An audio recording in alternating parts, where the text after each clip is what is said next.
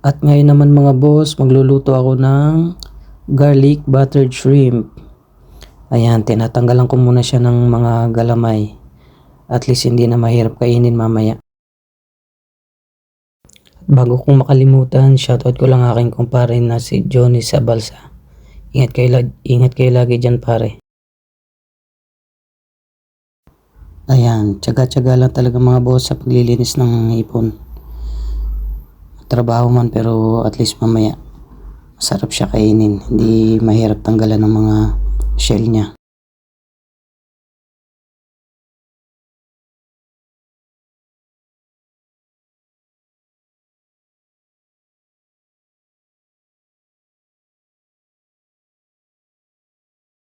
At syempre hugasan muna natin siya mga boss. Ayan, 2 beses ko nga pala yan siya inugasan. Para at least paano matanggal yung mga bubot niya. Pinagkatan ng mga paa. Hindi siya maka-istorbo mamaya pag kinakain.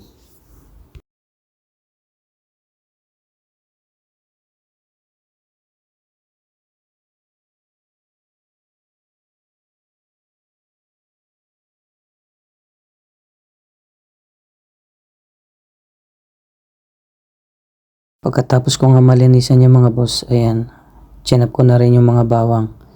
Bali, 2 buong bawang nga pala nagamit ko dyan mga boss. Ayan, lalagyan ko rin siya mamaya ng sili. Mas masarap siya pag may sili. Nakakatanggal siya ng umay.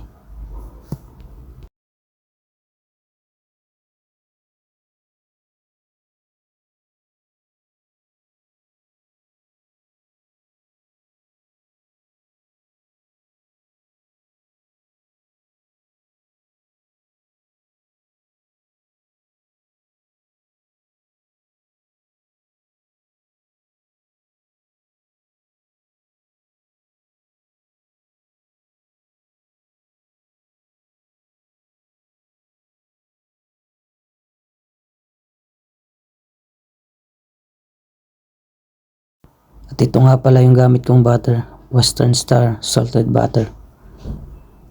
Ayan, hatiin ko lang siya sa kalahati. Tapos hatiin ko ulit. Kasi pagka nasobrahan siya sa butter, di masarap. Nakakaumay. Pagkatapos ko dyan, magsimula na tayo magluto mga boss. Painitin lang natin yung kawali. Pagka alam mo nang mainit, ilagay mo na yung butter. Ayan. Hintay lang natin siya malusaw. Yung 2 butter na iniwa ko.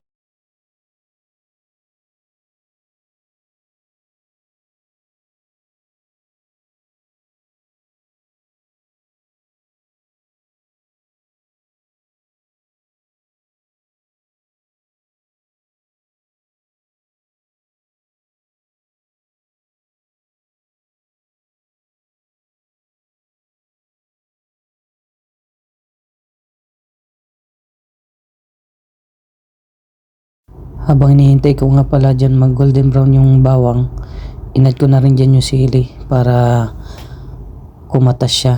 Para pagka nilagay mo yung hipon mamaya, kumapit siya sa hipon. Ayan, kapag ka alam mong nag golden brown na yung bawang, i-add na rin natin yung hipon. Ayan, lagay na natin lahat. Sabay sangkot-sangkotyahin hanggang sa mag-iba yung kulay ng hipon. Ayan.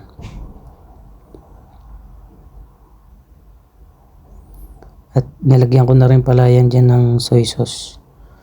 Ihalo lang natin siya. Ayan. Hanggang sa kumapit siya sa hipon. And pagka alam mong nag-iba na yung kulay ng hipon, okay na yan. Maya ilagay ko na rin dyan yung Sprite. Ito yan, binuhos ko na. Hintay lang muna natin siyang kumulo. Tinakpan ko muna yan siya ng mga ilang minuto para maluto rin yung Sprite na nilagay natin. Para lumapot din agad siya. Tikman mo muna para malaman mo kung okay yung lasa sa'yo. pwede ka rin mag-add ng konting asin dyan. Hintay lang muna natin siya lumapot. Ayan. Pinakuluan ko muna ulit yan siya ng mga ilang minuto hanggang sa lumapot yung pinakasabaw niya.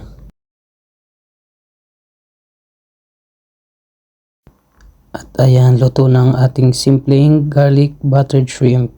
Ayan. Lalagay ko na siya sa plato at ready to serve na. Lapot ng sabaw. Sarap yan mamaya sa kanin. At ito na ang aking simpleng garlic buttered shrimp. Yan, kain tayo mga boss. Thank you.